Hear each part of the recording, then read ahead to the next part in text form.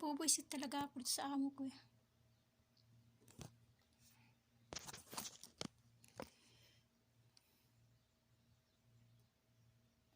Ayaw pa ibigay sweldo ko, nakakainis.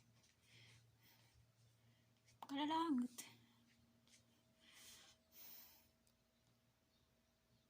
Tuwing sweldo na lang. Delay, 2 buwan bago sa bigay. Minsan pa umaabot ng 2 buwan kalahati. Tapos ngayon hinihingi ko. Daming dahilan.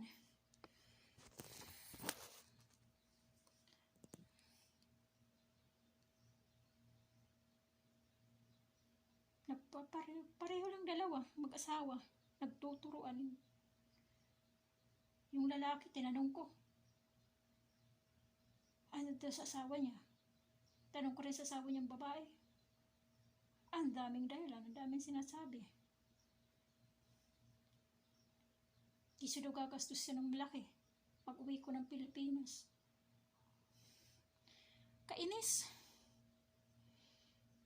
Talaga, kakainis talaga. Ang sarap hindi magtrabaho eh. Tinatamad na nga ako eh.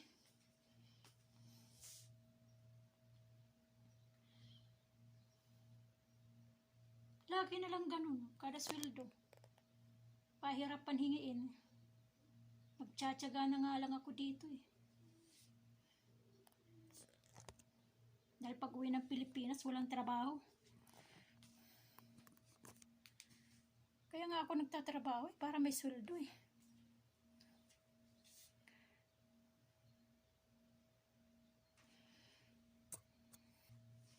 Ito talaga amo kong babae, ganito talaga to. Laging ganyan.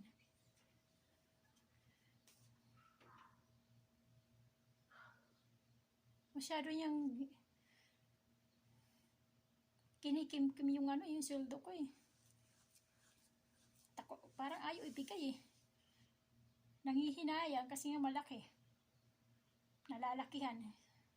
Kung isuma naman sa Pilipinas, sa piso ng Pilipinas, ang liit-liit eh. Para sa kanya, laki-laki na.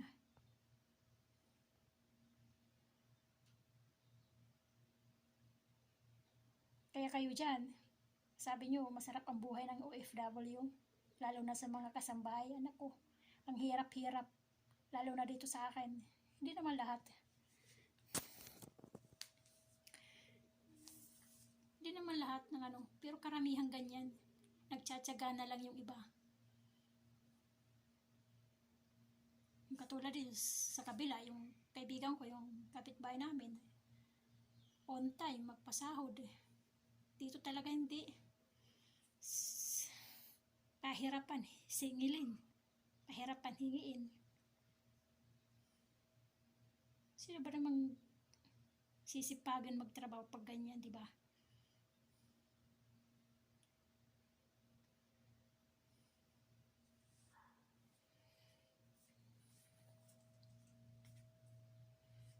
Kanina, bulong ako ng bulong. Sabi ko sa kanila, hindi maganda pa sweldo dito. Iwan ko naririnig kasi yung bulong ko eh, medyo malakas.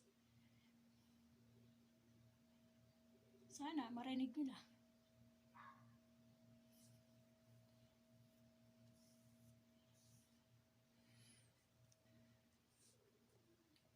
Kaya yung iba dyan nagsasabing, swerte mo, dollar na yung binibilang mo. Anong dollar? Hindi dollar dito. Bali US dollar. Sahod dito. Ang sahod dito ay kakaparanggot lang. Masasabi lang na nasa Saudi ka. Pero yung sahod, yung trabaho, pahirapan.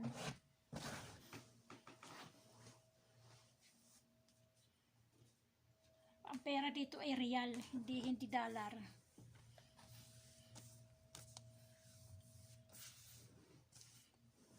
Mas malaki pa nga yung sahod ng mga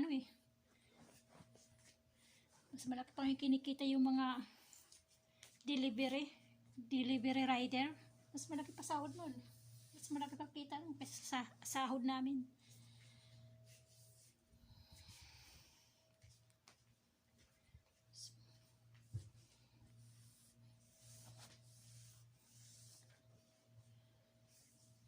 Naiinis talaga ako sa amo kong babae. Pareho lang silang dalawang mag-asawa eh. Yung lalaki naman, hindi makapagsalita. Hindi makapagsabi, uy, bigay mo na yung sahod na yan. Hindi eh. Yung babae nagdedesisyon eh. Sinsya na kayo ah. Yung inis ko lang ba, binidyohan ko. Kasi naiinis talaga ako eh, kanina pa eh. Pasensya na kayo. Wala akong mapagsabihan eh. Kundi dito lang eh. Sa inyo ko lang ilalabas yung aking sama ng loob dito sa amo kong babae.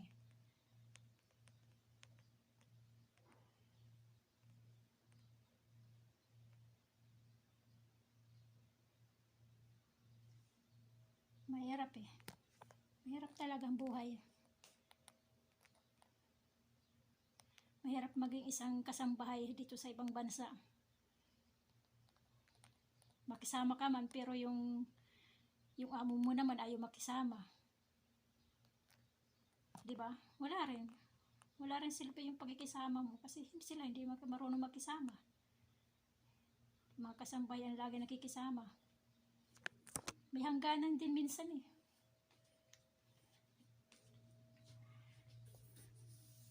Tsaga na lang. At least may masabing may trabaho.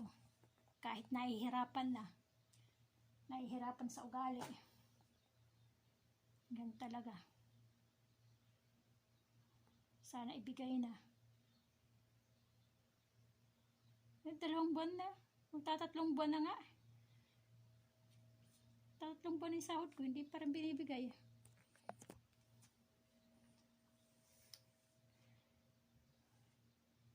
Sana hanggang dito na lang tayo. Total, malapit na umuwi. Tsatsaga na lang. Kasi gusto ko na umuwi. Kasi gano'n naman eh, sahod eh. Mahirapan ibigay eh.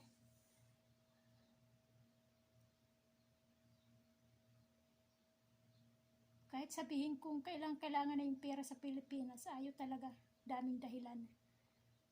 Minsan sinasabi walang pera. Paano mga walang pera? Ayaw lang talaga ibigay sa akin yung sahod ko. Ayaw lang talaga magbigay. Kasi nanghihinayang nga. Nanghihinayang sa kakapiranggot na sahod ng isang kasambahay.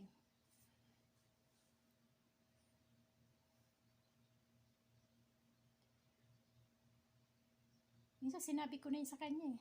Sa babae, sa amo kong babae. Bakit dyan? On time lagi, advance pa nga magbigay. Basta nakasweldo na ng mga teacher, mga eskwelahan. Binibigay agad pagka-uwi. Bakit sabi ko dito hindi? Daming dahilan. Kisyo ganyan. May nagagastos, nagbibigay doon, may nagbibigay dito. Diyos ko po. Sinabi ko sa kanya, i-divide mo yung pera mo. Para sa akin, para doon sa mama mo, para sa pagkain, sa bahay, kung ano-anong mga gastusin. Sabi ko sa kanya, hindi, dami. Ang hirap paliwanagan. Kasi ako daw ang mahirap paliwanagan, isa yung mahirap paliwanagan.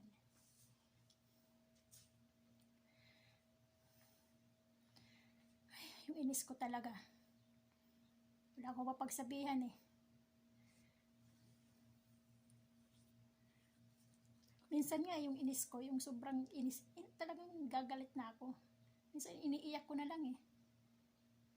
Yung nagtatalo kami minsan na hindi niya matanggap yung aking sinasabi. Na gusto niya siya lang ang tama, imbis na mali. Iniiyak ko na lang minsan. Ang hirap ng buhay talaga dito. Wala ka namang tatakbuhan. Wala naman eh.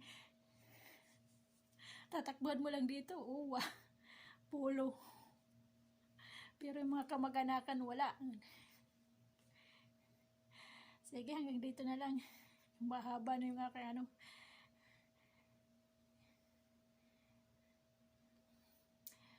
Kumusta na lang kayo? Ganun talaga ang buhay. Magtiis. Tanggapin. Yan ang kagustuhan ko, magtrabaho rito sa ibang bansa eh. Pero, gagawa din ng paraan. Bahala ng may kapal. Dasal-dasal lang. Makukuha din yan. Sige, bye-bye. Salamat sa inyo. Subscribe na lang kayo ha. Subscribe dito. Pindutin nyo yung kulay pulang nakasulat na subscribe. Pindutin nyo na lang. Para madagdagan yung aking sana yung views na, kasing dami ng views, kasing dami rin ng subscribes. Sige, bye-bye. Kumusta lang sa inyong lahat? Mga tao sa mundo. Bye-bye.